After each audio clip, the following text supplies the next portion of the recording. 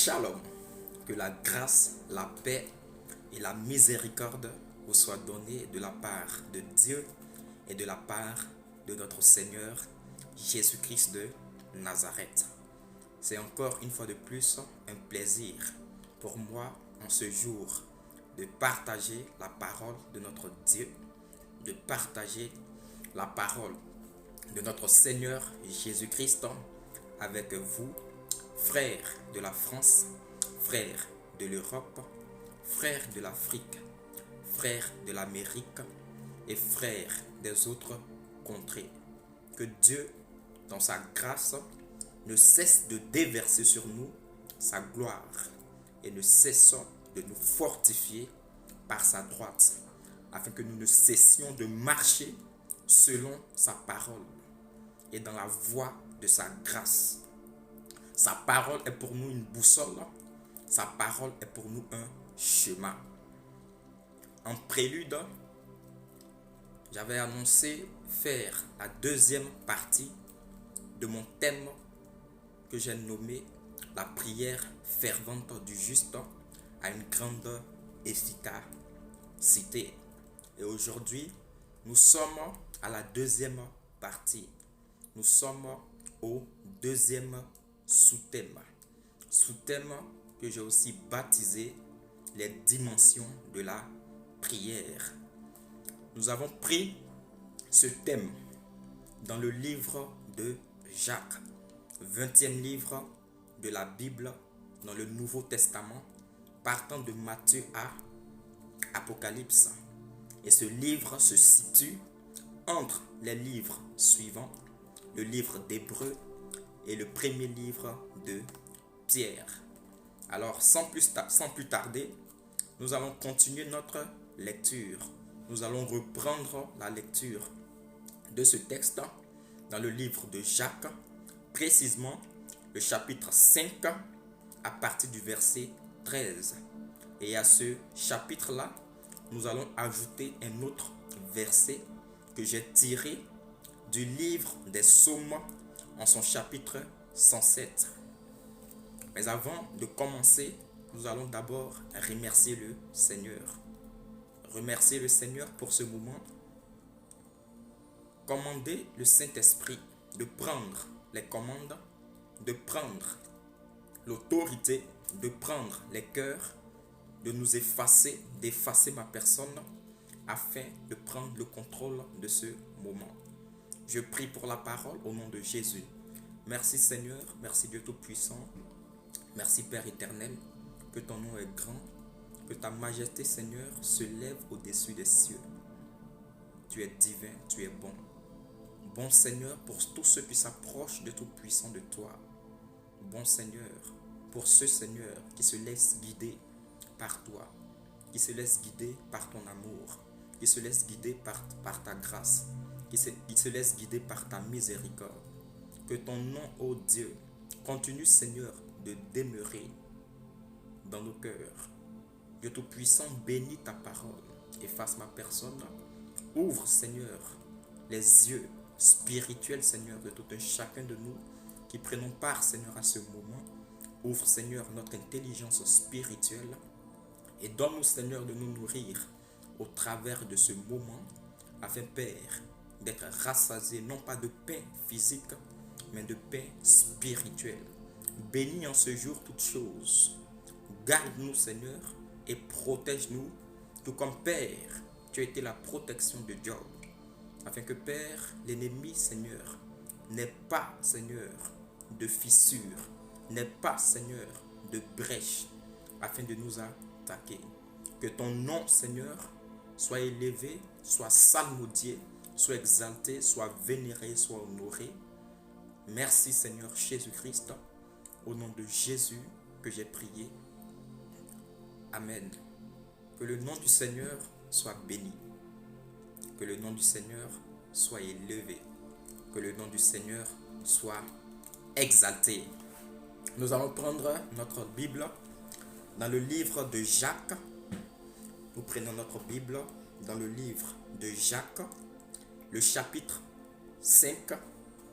Et je fais la lecture à partir du verset 13 au verset 16. Jacques, le chapitre 5, le verset 13 au verset 16. Et je lis au nom de Jésus. Quelqu'un parmi vous est-il dans la souffrance qu'il prie? Quelqu'un est-il dans la joie qu'il chante des cantiques? Qu'il appelle les anciens de l'Église et que les anciens prient pour lui, en loignant d'huile au nom du Seigneur. La prière de la foi sauvera le malade et le Seigneur le relèvera. Et s'il a commis des péchés, il lui sera pardonné. Confessez vos péchés les uns aux autres et priez les uns pour les autres afin que vous soyez guéris. Comme je l'ai dit à ce verset-là, je vais rattacher le livre des Psaumes. Je vais rattacher le livre des Psaumes, le chapitre 107. Rattacher le livre des Psaumes, le chapitre 107. Et je vais lire les versets 13 et 14. Je lis le livre de Psaumes, le chapitre 107, le verset 13 à 14. Je lis au nom de Jésus. Dans leur détresse, ils crièrent à l'Éternel, et il les délivra de leur angoisse. Il les fit sortir des ténèbres et de l'ombre de la mort, et il rompit leurs liens. Que la parole du Seigneur soit bénie. Je suis sûr d'une chose, et je suis sûr d'une seule chose, c'est qu'en ce jour, par la grâce de notre Seigneur Jésus-Christ et par son esprit, qui est un amour considérable, qui est un amour infini, qui a été scellé en nous, que nous serons nourris par le biais toujours du Saint-Esprit.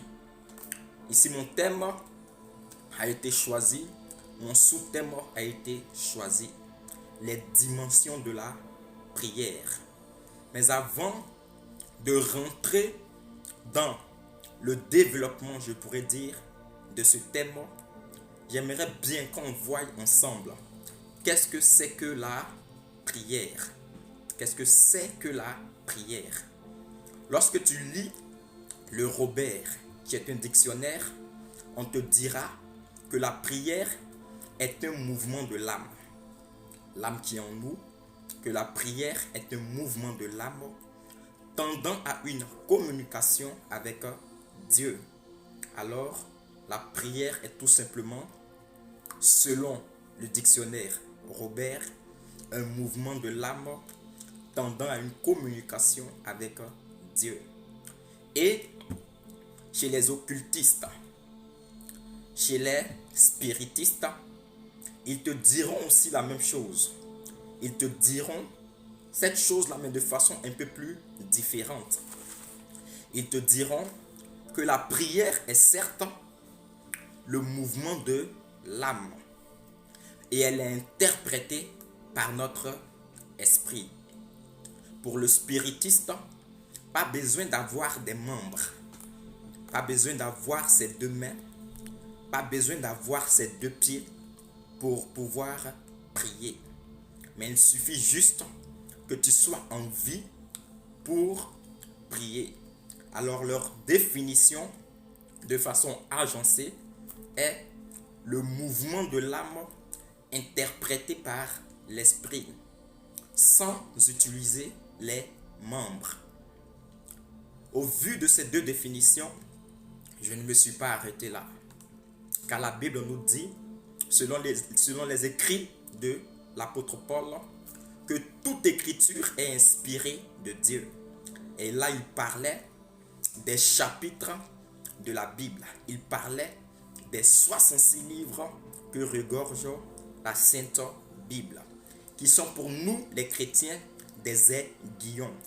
Aiguillons qui forment une seule arme pour le chrétien qui est un soldat. Et Paul nous dira encore que ces écritures qui sont inspirées de Dieu sont utiles pour enseigner, pour instruire, pour corriger dans la justice l'homme de Dieu. Alors, j'ai de façon minutieuse lu ma Bible, de façon minutieuse médité ma Bible, de façon minutieuse fait de la Bible un sujet d'examen. Et je me suis orienté vers la vie du patriarche Abraham. Je me suis intéressé à la vie d'Abraham et j'ai étudié la vie d'Abraham. J'ai étudié la vie d'Isaac, qui est son fils, et j'ai étudié la vie de Jacob, qui est issu de la lignée d'Abraham. Et j'ai vu que la prière pour eux n'était pas un mouvement de l'âme. Pour Abraham, la prière n'était pas un mouvement de l'âme. Pour Isaac, la prière n'était pas un mouvement de l'âme. Pour Jacob, la prière n'était pas un mouvement de l'âme. Pour eux, leur prière était de chercher Dieu.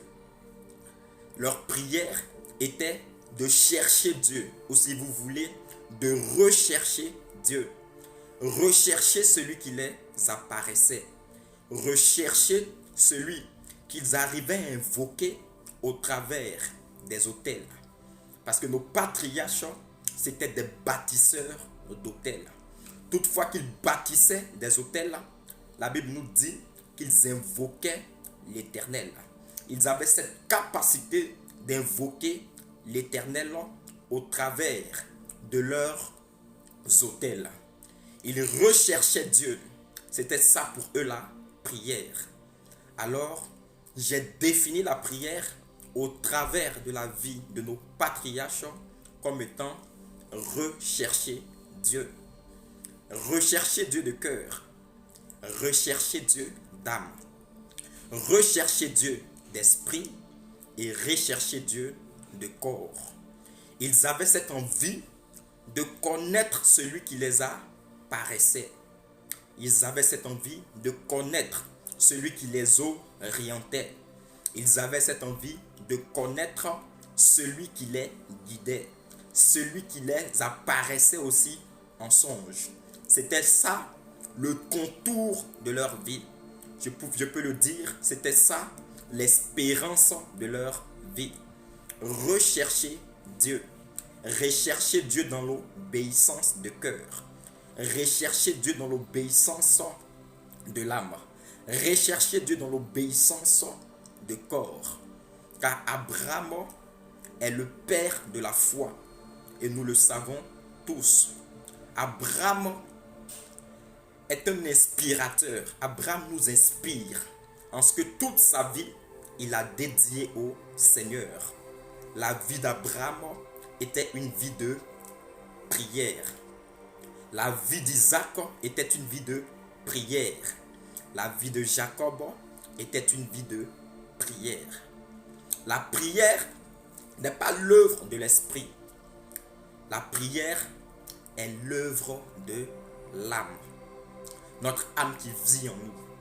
Car l'homme a été créé à l'image de Dieu et il a été créé grâce à la poussière de la terre. Alors, le Seigneur Jésus-Christ, dans son ingéniosité, prend de son esprit et il utilise la poussière de la terre, comme nous dit la Bible, dans le livre de Genèse 2, le verset 7 ou 17, qu'il souffla dans les narines de l'homme qui a été fait à base de poussière de la terre, son esprit, et l'homme devient une âme vivante. Alors aujourd'hui, si l'homme vit, ce n'est pas à cause de son corps, ni à cause de son esprit. Car l'esprit ne vit pas, mais l'esprit existe. Mais c'est notre âme qui vit. Alors tout ce que nous faisons par la prière, provient de notre âme. Les archanges ne prient pas. Les myriades d'anges ne prient pas non plus. Les 24 vieillards ne prient pas non plus. Tous ceux qui sont dans le conseil de Dieu ne prient pas. Quand tu descends du niveau le plus bas, nous avons les chérubins de Dieu qui eux aussi ne prient pas. Mais ils louent Dieu et lui sont soumis. Ils sont soumis à Dieu. La prière qui est l'œuvre de l'âme, le Seigneur Jésus-Christ va nous la tester. Lorsque lui qui est Dieu, il paraît sous une forme de chair.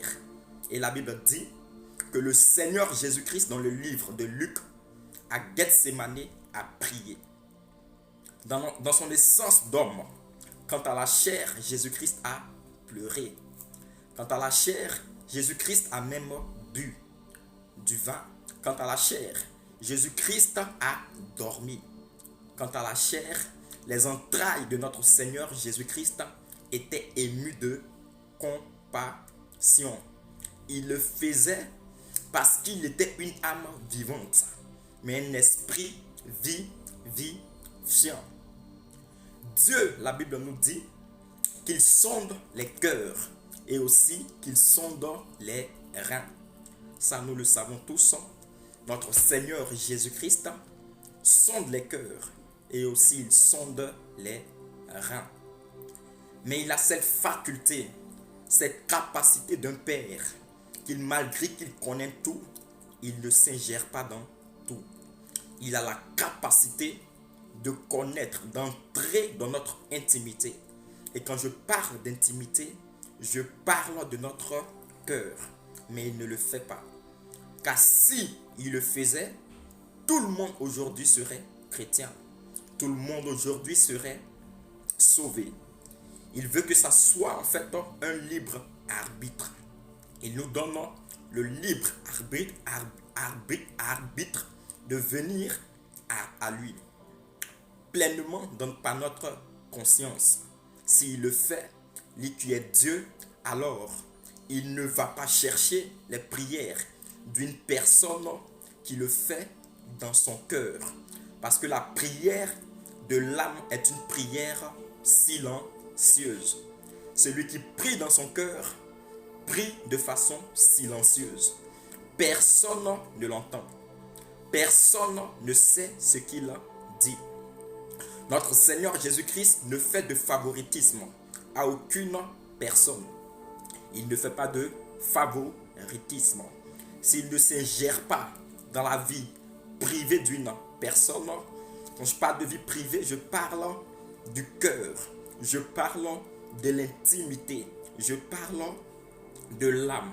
S'il ne s'ingère pas pour forcer notre décision, alors il ne s'ingérera pas pour aller chercher nos prières. Il attend de nous que nous ne soyons pas limités à faire ne serait-ce que des prières intérieures, des prières silencieuses. Il attend de nous que nous fassions valoir son être qui est la parole.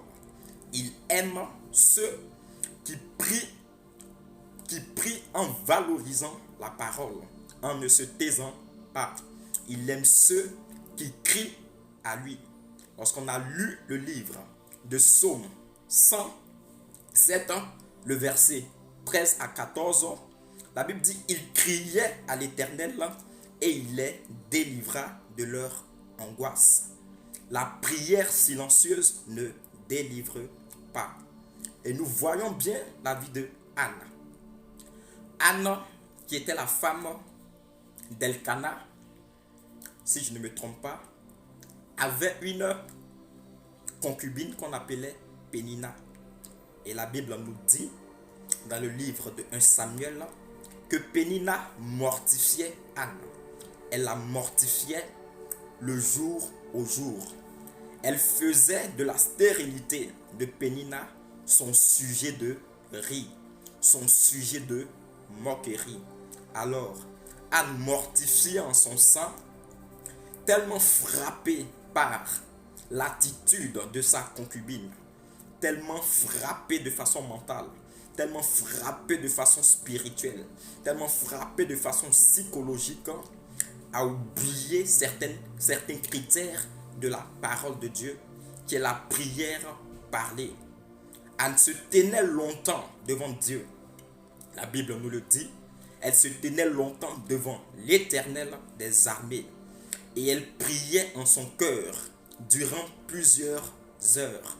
Elle ne cessait de dire au Seigneur, si tu me donnes un enfant, je te le consacrerai. Anne a fait ses prières longtemps durant. Elle a fait ses prières, je dirais même des années durant. Mais elle n'a pas obtenu de réponse. Parce que la prière silencieuse reste une prière silencieuse. Notre Dieu n'est pas un Dieu de silence. Notre Dieu est un Dieu de parole. Notre Dieu est un Dieu de puissance. Notre Dieu est un Dieu d'autorité. Il ne marche pas avec ceux qui sont silencieux. Il ne marche pas avec ceux qui sont fébriles. Il marche, comme nous le dit la Bible, avec les violents, avec ceux qui ont la hargne, avec ceux qui ont la détermination, avec ceux qui sont persévérants, avec ceux qui sont des soldats et des mercenaires, prêts à toute épreuve, prêts à toute éventualité pour marcher avec lui, pour faire un avec lui. Parfois, le diable, connaissant nos faiblesses, touche des points stratégiques pour que nous faillissons dans la prière. Il sait là où toucher, il sait là où frapper, de sorte que nous soyons brisés comme Anne et nous n'arrivions pas à faire valoir l'autorité qui est en nous. Et là où nous frappons, il nous rend comme des chiens sur le museau duquel ils ont mis une muselière, de telle sorte que l'autorité qui est en nous soit étouffée, de telle sorte que l'autorité qui est en nous soit étouffée, soit exterminée. Ne sois pas comme Anne. Ne laisse pas le diable avoir l'autorité sur toi dans la prière. Toutefois que tu seras dans les afflictions, toutefois que tu seras dans la détresse, crie à lui et ne te tais pas. Crie à lui et ne prie pas dans ton cœur. Fais-lui entendre l'expression de ton âme. Fais-lui entendre l'expression de ton cœur. Fais-lui entendre l'expression de ton sang. Car nous savons que le sang a une voix. C'est la voix du sang d'Abel qui a touché le conseil de Dieu, qui a touché le cœur de Dieu, qui a touché le royaume des cieux et qui a fait descendre la parole du Seigneur a demandé à Caïn, j'entends la voix de ton frère qui crie depuis la terre contre toi. Alors le sang a une voix. Le sang est lié à l'âme. Le sang est lié au cœur.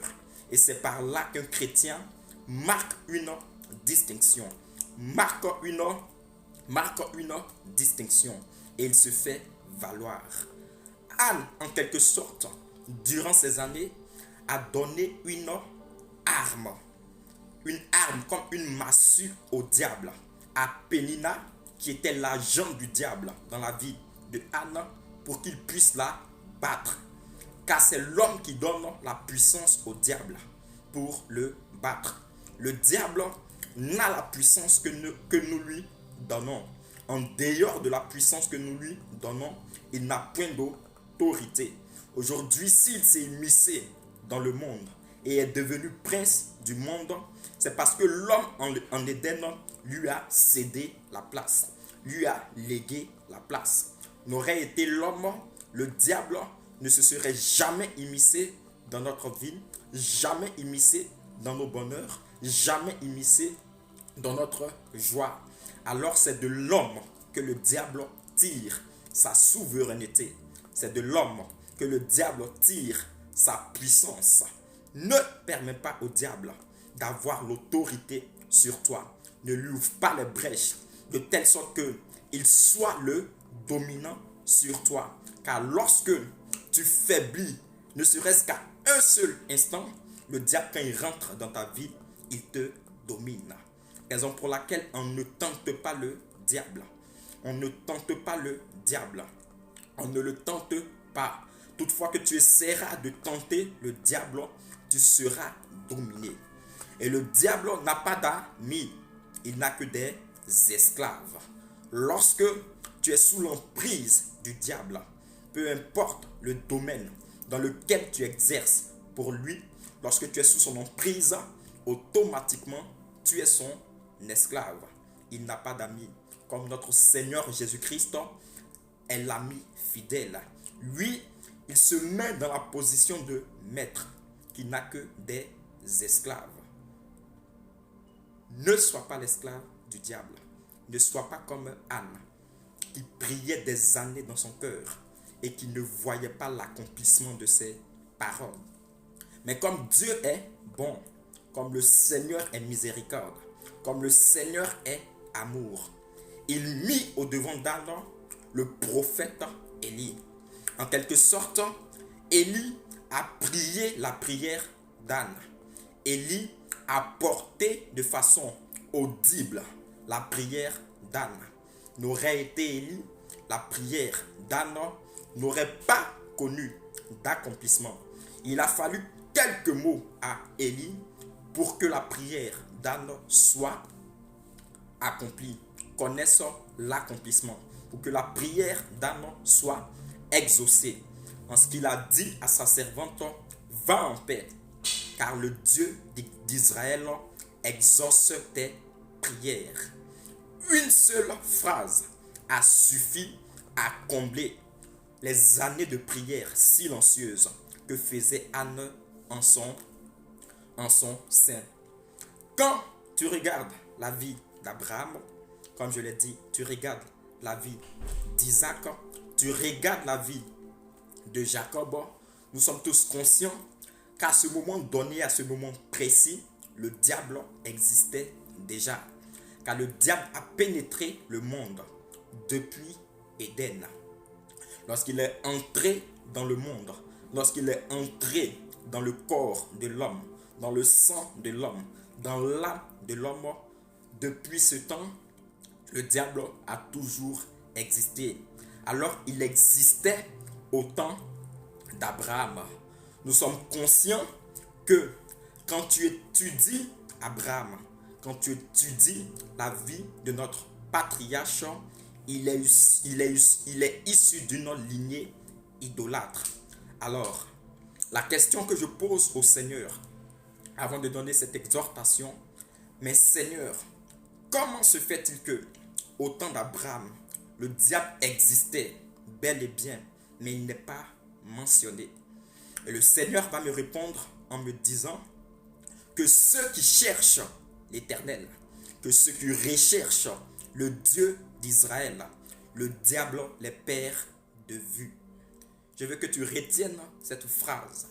Ceux qui recherchent l'Éternel de tout leur cœur, ceux qui recherchent l'Éternel de tout leur âme, ceux qui recherchent l'Éternel de tout leur corps, le diable les perd de vue. Lorsqu'il m'a donné cette réponse, j'étais encore ébloui. J'étais encore étonné de ce que le Seigneur est vraiment la parole. Il a les réponses à toutes nos questions. Le diable perd de vue ceux qui recherchent l'Éternel. Le diable perd de vue ceux qui recherchent l'amour de Dieu. Le diable perd de vue ceux qui recherchent le cœur de Dieu. Ceux qui recherchent une alliance avec l'Éternel. Ceux qui recherchent une intimité propre dans leur relation, dans leur alliance avec l'Éternel. C'est ainsi qu'Abraham a vécu une vie pleine de grâce, car il obéissait à Dieu. Étudions la vie d'Abraham et nous verrons que les ancêtres d'Abraham a commencé de Réu, qui engendra Sérug. Et la Bible nous dit que Sérug engendra Nacor, et Nacor engendra Térak. De Réu, nous avons Sérug, et après Sérug, nous avons Nacor, Et après Nacor, nous avons Térak. C'est de Térak qu'est né Abraham. Nous savons que Térak, le père d'Abraham, avait 3 enfants que la Bible a mentionnés, en le nom d'Abraham, en le nom de Nacor et en le nom d'Haran. Et nous savons que Nacor, qui était le grand-père d'Abraham, avait une ville qui lui était destinée, avait une ville qui était sous son règne. Car après la mort d'Haran à Ur en Chaldée, la Bible nous dit que le père d'Abraham, en le nom de Térak, prit Abraham. Il prit aussi Saraï, il prit aussi Milka, qui était la femme du fils d'Haran, qui était la femme du fils d'Haran, et il partit de la Mésopotamie pour se rendre à Charan. Charan signifie la ville de Nacor. Ici, je veux encore attirer ton attention. Je veux que tu m'écoutes de façon sincère et de façon sérieuse. Dans le monde spirituel, une ville ne porte pas le nom d'une personne en vain. Ceux dont une ville porte leur nom sont des personnes très sages dans le domaine de la spiritualité. Que ce soit dans la spiritualité de la lumière ou que ce soit dans la spiritualité des ténèbres, ceux dont une ville porte leur nom sont des personnes très sages, spirituellement parlant. C'est pourquoi, lorsque tu es dans une ville, lorsque tu es dans une commune, et que tu connais l'histoire de cette commune, et que tu connais l'histoire de ce district, et que tu connais l'histoire de cette ville, et que tu connais l'homme, son histoire aussi, celui de qui la ville porte son nom, lorsque tu es un chrétien spirituel, lorsque tu es une personne à qui Dieu a fait grâce d'avoir l'intelligence spirituelle, lorsque tu es une personne à qui Dieu a fait grâce de donner des révélations, il faut étudier la vie de cette personne afin de prier contre l'esprit qui domine cette localité. Car toute commune qui porte le nom d'un spiritiste, toute commune qui porte le nom d'un gourou, toute commune qui porte le nom même, je dirais, d'un médium, toute commune qui porte le nom d'un sataniste, son esprit s'établit comme un geôlier sur cette ville. Alors, cette ville en quelque sorte est enclavée. Cette ville en quelque sorte est esclavagisée. Cette ville en quelque sorte s'adapte selon l'esprit qui est au-dessus d'elle. Il ne faut pas minimiser le nom. Le nom a une identité et l'identité est quelque chose de fort. Une identité est un esprit. L'homme sur qui une ville, l'homme sur qui la ville sur laquelle le nom d'un homme est établi, cette ville-là fonctionne selon l'esprit de cette personne. Et toute personne qui vit dans cette ville est conditionnée à cet esprit. Je viens de la Côte d'Ivoire, je viens précisément d'Abidjan, et je connais des quartiers qui portent des noms tels que des noms de malheur. Je connais des quartiers qui portent des noms d'échecs. Et les habitants qui y vivent, les habitants qui sont dans cette ville sont tous malheureux. Pour réussir dans ces quartiers, il faut sortir de là. Car toutefois que tu résides dans cette ville, toutefois que tu résides dans ce quartier, ta vie va comme une oscillation. C'est-à-dire, tu réussis un jour et tu recules de 2 jours. Soit ta vie va croissant une semaine et tu recules de 2 semaines. Soit ta vie va croissante 1 an et tu recules de 2 ans. Ce qui veut dire plus tu avances, plus tu recules. C'est ce que j'ai appelé avancer à reculons. Le monde spirituel n'est pas un monde n'est pas un monde de dessins animés. Le monde spirituel est un monde de sérieux. Le monde spirituel est un monde dans lequel, toutefois que tu n'as pas les connaissances requises, il faut enlever ton pied. Il faut enlever ton esprit. Car la spiritualité, c'est pour les sages. La spiritualité, c'est pour des personnes qui ont la foi. La spiritualité, c'est pour des personnes qui bâtissent des hôtels. La spiritualité, ce n'est pas marcher dans la lumière un temps et marcher dans les ténèbres un temps. Ou la spiritualité, ce n'est pas avoir un pied dans les ténèbres et un autre pied dans la lumière. Soit tu appartiens au Seigneur, ou soit tu appartiens aux ténèbres. Et tu seras celui qui récoltera le produit à la fin des essais. Car le Seigneur en qui nous croyons, nous savons qu'il est celui-là qui a désarmé et qui a détruit la puissance du diable qui était la mort et le séjour des morts. Il a assis dans les cieux et il a entre ses mains la clé des séjours des morts. Il a la capacité de délivrer de la mort. Il a la capacité de libérer toute personne captive dans les mains du diable. Quand tu lis Psaume 117, le verset 13, la Bible dit: il les délivra de leur angoisse. Il les fit sortir des ténèbres et de l'ombre de la mort. Une seule personne a le pouvoir et la capacité de le faire, et son nom, c'est Jésus-Christ de Nazareth. Il peut aussi avoir que des objets portent le nom d'une personne et l'esprit agit dans ces objets. Ce qui fait que toutefois que tu as sur toi ces objets, tu es limité selon l'esprit de l'objet. Ta vie ne peut pas avancer. Cela constitue des hôtels dans les maisons. Il y a des maisons qui sont remplies d'hôtels. Car les maisons qu'ils sont venus trouver, la plupart sont meublées.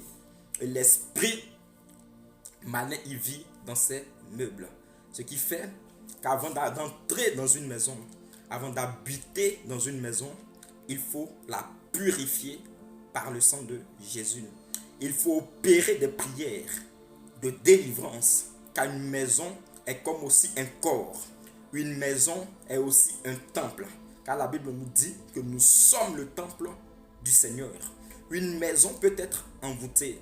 Alors, par la prière, nous pouvons désenvoûter une maison. Et je profite de l'occasion pour te dire que si tu n'as pas le coffre spirituel nécessaire, n'achète pas un bien familial. N'achète pas des biens familiaux. Car tout bien familial que tu achèteras sera pour toi un rocher. Sera pour toi une destruction. Sera pour toi une angoisse. Car les biens familiaux, la plupart du temps, sont limités par les esprits de ceux qui y habitaient.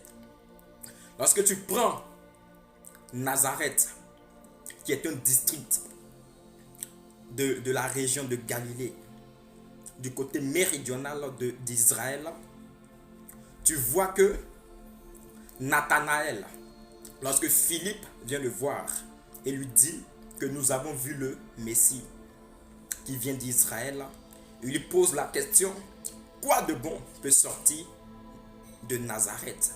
Car il savait que Nazareth était une ville qui était en quelque sorte sous la puissance maléfique. Alors je me suis intéressé à cette question de savoir qu'est-ce que Nazareth, ou quels sont les fondements de la ville de Nazareth.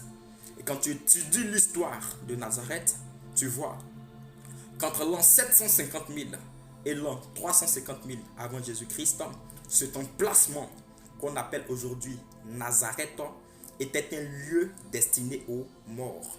En quelque sorte, c'était un lieu sépulcral, un endroit qui servait d'ensevelissement des personnes qui mouraient. Et aussi Nazareth était dans le temps une ville qui regorgeait beaucoup d'analphabètes. je vais te dire que l'ignorance est un péché.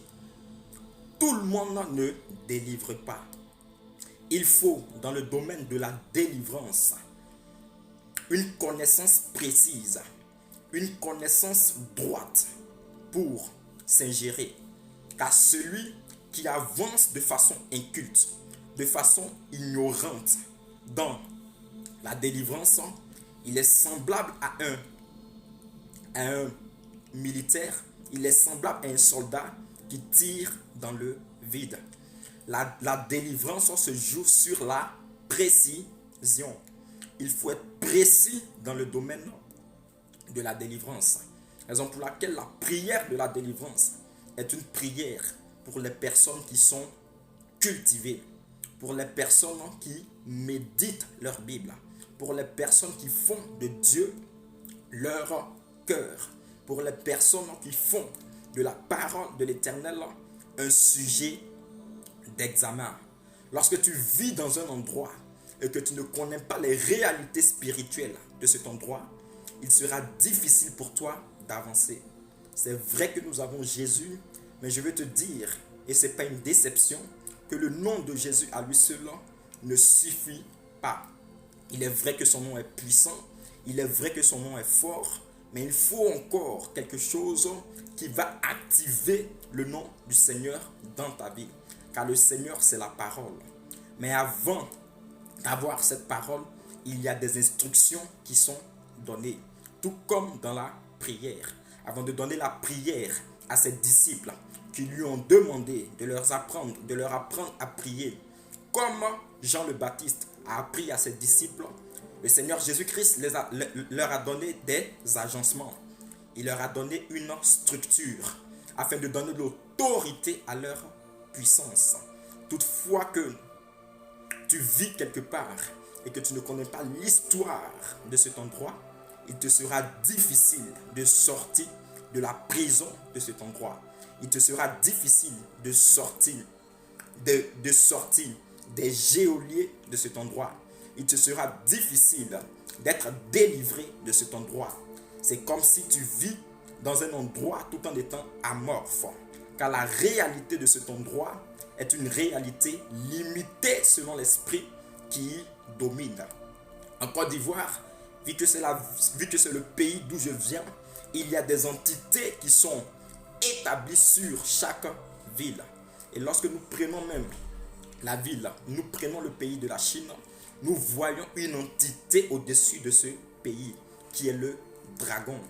Raison pour laquelle tu verras que le Chinois ne peut rien faire sans utiliser cette divinité qui est le dragon. Le Léviathan, serpent fuyard, comme je peux l'appeler. Il est partout. Même sur les affiches 3D, tu verras en Chine que certains endroits portent l'effigie du dragon. Un esprit qu'il faut combattre lorsque tu es dans ce pays pour éviter de rentrer dans la débauche. La débauche n'est pas seulement sexuelle, mais la débauche est aussi vestimentaire. Que le Seigneur Jésus-Christ nous donne d'avoir une révélation qui dépasse la normale. Nous donne d'avoir une révélation qui dépasse même notre entendement pour que nous soyons à même d'affronter les réalités du monde spirituel, d'affronter les réalités du monde des ténèbres, de faire face quant à la culture et quant à la spiritualité aux personnes qui s'élèvent contre nous. Car aucun homme, et je le répéterai, aucune personne ne peut rivaliser avec un enfant de Dieu duquel l'Esprit de Christ s'est acquis et sorti victorieux. Nous sommes des vainqueurs et nous le sommes en tout temps et en tout lieu. Et pour cela, il faut avoir la maîtrise parfaite de la saine doctrine. Il faut avoir la maîtrise parfaite de la parole de l'Éternel, qui est aussi utile dans notre combat spirituel afin de lutter contre les esprits malins et ténébreux, afin de sortir par la prière toute personne qui s'érige comme un ennemi, toute personne qui s'érige comme un adversaire dans notre vie. Je veux te dire de ne pas te taire comme Anne s'est tue, de ne pas prier dans ton cœur, de ne pas garder le silence lorsque la situation devient stressante, lorsque la situation devient douloureuse. Ne te laisse pas dominer par Pénina. Ne te laisse pas dominer par ceux qui t'environnent. Ne te laisse même pas dominer par ton mari.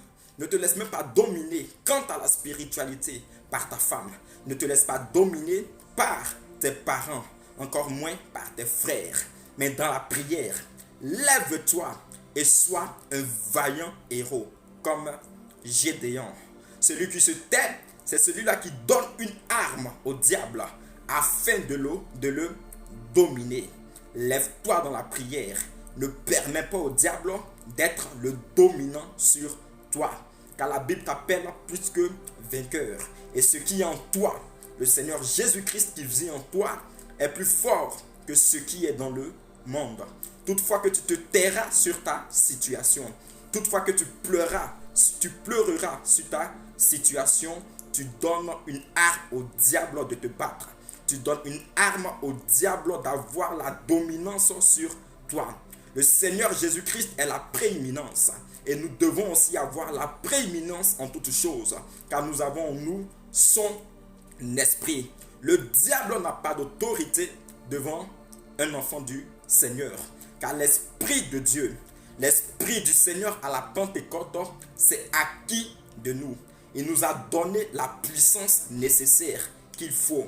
Il nous a donné la révélation de la parole, de telle sorte que nous soyons des personnes qui ne se taisent plus, mais des personnes qui font valoir la prière parlée, la prière par le cri, afin d'ébranler le royaume de Dieu, afin de dépêcher la puissance du Seigneur pour venir sur nous, afin de donner au Seigneur Jésus-Christ une raison efficace, une raison valable de descendre et de combattre pour nous. Le Seigneur n'entend pas les prières de cœur. Le Seigneur n'entend pas les prières de murmures. Le Seigneur n'entend pas les prières de pleurs, mais il entend les prières qui se font par autorité. Il entend ceux qui prient avec autorité. Il entend ceux qui prient par le cri. Longtemps, nous avons été bernés dans des doctrines qui nous disaient que prier dans le cœur était aussi efficace. Mais plus tu grandis avec le Seigneur, plus tu as des révélations que la prière, surtout de la délivrance, n'est pas une prière silencieuse, n'est pas une prière dans laquelle l'homme de Dieu, l'homme qui a été gagné par Dieu, l'homme en qui le Saint-Esprit vit, doit se taire. La Bible nous dit dans le livre de Galates que tant que l'héritier est un enfant, il ne diffère en rien de l'esclave. C'est l'homme qui se tait, qui est semblable à un enfant, car l'enfant ne sait pas exprimer sa volonté. L'enfant ne sait pas exprimer son cœur. L'enfant ne sait pas exprimer son âme. Alors toutefois que tu seras comme un enfant, tu seras encore comme un esclave, enclavé dans les griffes du diable, enchaîné dans la prison du diable. Quelqu'un me dira que si j'ai le salut, il n'est pas encore nécessaire que j'ai la délivrance. C'est vrai, tu as le salut, mais la Bible dit, vous connaîtrez la vérité et la vérité vous affranchira. La vérité qui affranchit, c'est la vérité qui délivre. Car connaître la vérité et être affranchi par la vérité font deux choses différentes.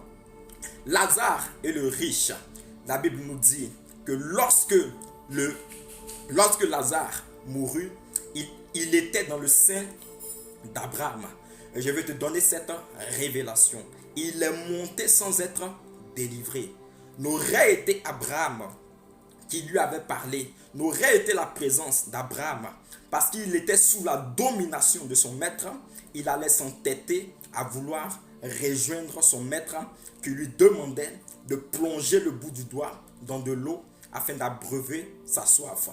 Lorsque nous croyons au Seigneur Jésus-Christ, la Bible nous dit que si nous espérons au Seigneur Jésus-Christ, ne serait-ce que sur la terre, nous sommes les plus malheureux de la terre. C'est vrai que avoir Christ, c'est avoir le salut, mais il est important d'être aussi délivré, afin de ne pas être encore victime, comme Lazare dans le séjour des morts. Sois un homme affranchi en toutes choses, affranchi par la prière. Lorsque tu étudies Abraham et que tu prends la vie d'Abraham et que tu viens la comparer à l'évangile de notre Seigneur Jésus-Christ, le Seigneur enseigne des principes, des structures, un agencement de prière à ses disciples. Et il leur dira comme ça, que si vous avez la foi, vous direz à cette montagne, ôte-toi de là, et elle se déplacera. Lorsque tu lis encore les prophètes, la Bible nous dit que ce n'est ni par la force, ni par la puissance, mais par le Saint-Esprit que Zorobabel déplaça la montagne. Alors qu'est-ce que j'ai appelé foi? Pour moi, et je le dis, la foi c'est le second nom du Saint-Esprit. Car si nous pouvons déplacer les montagnes par le Saint-Esprit, et nous pouvons déplacer les montagnes par la foi, alors la foi et le Saint-Esprit font un. Toute personne en qui le Saint-Esprit vit, il est impératif que cette personne-là ait la foi. L'Esprit de Dieu n'a pas existé seulement dans le Nouveau Testament, mais elle a aussi existé dans l'Ancien Testament. Car ceux qui marchaient avec le Seigneur étaient des hommes de foi. Ne peut avoir la foi celui qui n'a pas en lui l'Esprit de Dieu. Jacob connaissait le Messie. Jacob connaissait le Seigneur Jésus-Christ. En ce que dans le livre de Psaume 49, de Genèse 49, lorsqu'il bénit Judas, il lui dit que le Shiloh reviendra. La révélation nous a été donnée depuis Jacob.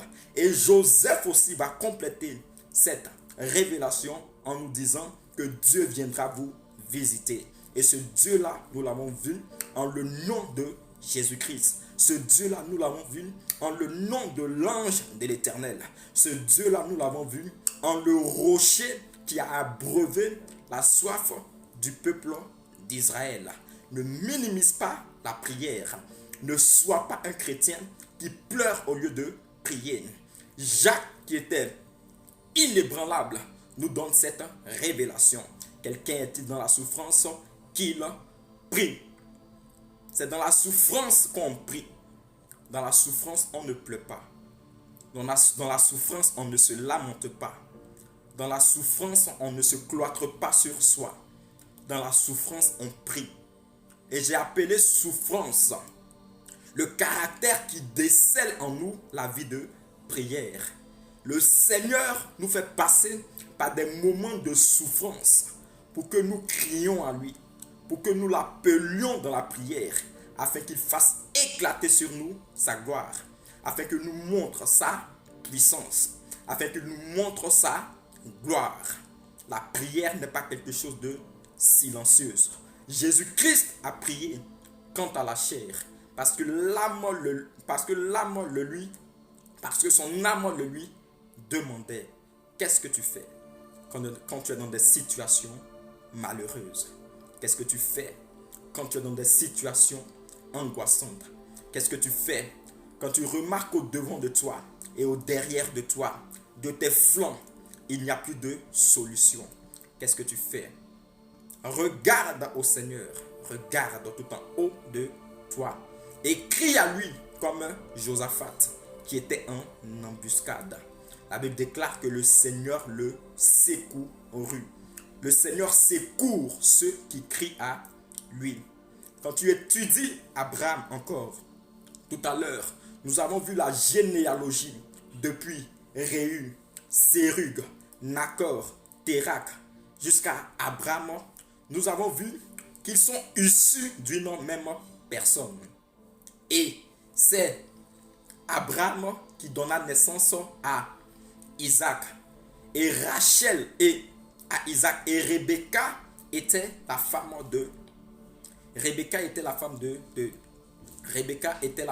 de Isaac. Lorsque tu marches avec le Seigneur, il fait de toi une distinction. Il fait de toi une personne de distinction. Il est vrai que l'idolâtrie existait dans la vie, dans la lignée d'Abraham. L'idolâtrie existait dans sa lignée. Mais le Seigneur fait de lui une distinction.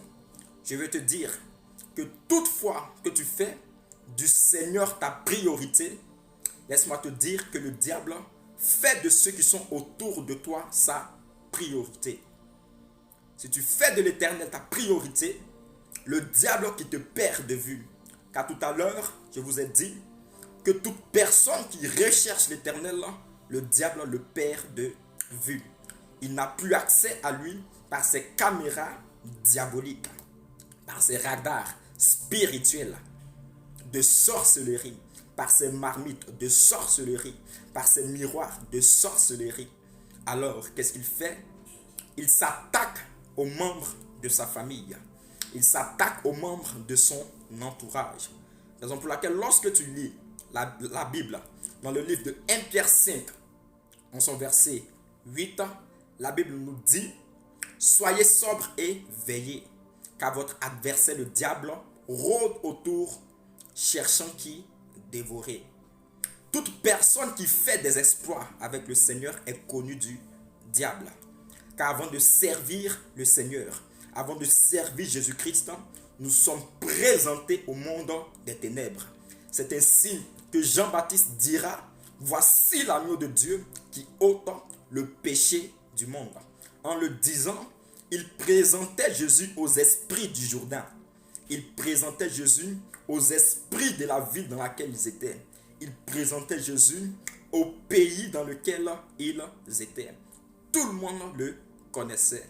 Alors tout le monde, que ce soit les dieux, que ce soit ceux qui servaient les Baals, que ce soit les prophètes des divinités, ils connaissaient Abraham. Le diable connaissait Abraham. Il savait qui était Abraham. Mais la Bible nous dit qu'il rôde autour, tout autour comme un lion rugissant, cherchant qui dévorer. Parce qu'il a perdu la trace de celui qui lui a été présenté. Car celui qui lui a été présenté, il n'a plus l'autorité sur lui. Celui qui lui a été présenté au départ, il n'a plus accès à sa vie. Celui qui lui a été présenté au départ, il ne peut plus le voir dans ses rayons spirituels. Car ce dernier-là a été effacé de son système informatique spirituel par la main de l'Éternel. Alors il s'attaque aux membres de sa famille. Il s'attaque à ses amis. Il s'attaque à ses collègues pour la plupart. C'est ainsi que tu verras que souvent tu as la grâce du Seigneur sur toi, mais tes frères vivent encore dans la débauche. Tes frères vivent encore dans la fornication. Tes frères tournent ça et là dans l'échec, dans le non-accomplissement. Parce que le diable qui t'a manqué, le diable qui t'a perdu de vue, a fait de sa priorité. Lorsque le Seigneur fait de toi sa priorité, comme les officiers, comme les officiers, comme Josué, que toi et ta maison serviez l'Éternel. Car si tu te dis que je suis sauvé, laisse-moi te dire que tu fais fausse route. Car toutefois qu'une personne qu'on aime est dans les griffes du diable, cela nous affecte. Une personne qui fait du mal au diable tout le jour, lorsque le diable arrive à mettre la main sur l'un des membres de sa famille, nous avons le cœur dans la tristesse. Nous devons encore nous occuper des choses en dehors de la vision que le Seigneur nous confie. Lorsque tu fais de l'Éternel ta priorité, il fera des membres de ta famille sa priorité. Le diable cherche qui dévorer parce qu'il t'a perdu de vue. Je veux t'inciter que ça soit aussi ton cas, que le diable te perde de vue. Mais à condition que tu recherches le Seigneur de tout ton cœur, que tu le recherches de toute ton âme et que tu le recherches de tout ton esprit. Ne sois pas un chrétien qui prie de cœur. Ne sois pas un chrétien inculte. Ne sois pas un chrétien qui se mêle de la vie des autres. Ne sois pas un chrétien qui saute les étapes. En toute chose, il y a une étape à suivre. En toute chose, il y a une hiérarchie à respecter. Et c'est dans cette hiérarchie-là que marchait Jacob. Lorsque l'Éternel l'apparut, il lui dit, je suis le Dieu de ton Père. Là encore, je veux faire une différence. Je veux encore révéler qu'il y a une différence entre le Père spirituel et le Père dans la foi. Le Père dans la foi, c'est celui qui nous donne la parole, celui qui nous gagne par la parole de l'Éternel. Mais le Père spirituel, c'est celui dans les pas duquel nous marchons. Quant à l'esprit, celui dans la vision duquel nous marchons, celui dont le Seigneur nous regarde et il sait que tu seras celui-là qui continuera la vision de mon serviteur. Car nous sommes tous conscients que Jacob était le petit-fils d'Abraham. Mais lorsque l'Éternel apparut, il dit, je suis le Dieu de ton père. Abraham n'a jamais été le père de Jacob. Isaac, oui, mais Abraham, non. Que par cette deuxième partie des dimensions de la prière, je sais que tu as été nourri. Je sais que tu as été enseigné. Et je sais que par la vertu, par la puissance du Saint-Esprit, dorénavant, tes prières ne seront plus des prières molles, mais tes prières seront des prières fortes et brûlantes. Car c'est celui qui souffre, c'est celui-là qui prie. La foi est le deuxième nom du Saint-Esprit. Avant de manifester la foi, il faut au préalable croire dans son cœur. C'est celui qui croit dans son cœur qui manifeste la foi. Alors la foi est l'organe de la croyance. La foi active notre croyance. Et la prière de la foi, comme nous dit la Bible dans le livre de Jacques, la Bible nous dit, la prière de la foi sauvera le malade. Chose sur laquelle je reviendrai plus tard. Mais pour terminer, je veux toucher ce point. La Bible dit dans le chapitre 16, « Confessez donc vos péchés les uns aux autres et priez les uns pour les autres, afin que vous soyez guéris. » C'est vrai, tu cherches la guérison, mais retiens que la guérison aussi passe par la confession. La guérison passe aussi par la repentance. Je t'exhorte à lire le livre de Psaume en son chapitre 51. Fais connaître tes péchés au Seigneur. Fais connaître aussi tes péchés à l'homme pour humilier le diable. Car lorsque tu arrives à exposer ce qui t'humiliait dans le secret, tu humilies le diable. En exposant à l'homme ton secret, ton péché mignon, tu humilies le diable. En confessant tes péchés, tu détruis le diable. Et tu précipites, je dirais, tu accélères ta délivrance. Confesse donc tes péchés et prie aussi pour les autres. Ne sois pas un égoïste spirituel. Ne sois pas un égocentrique spirituel. Retiens que dans la marche chrétienne, il y a des frères et il y a des sœurs qui aussi vivent les mêmes réalités que toi. L'amour fraternel, la Bible le dit,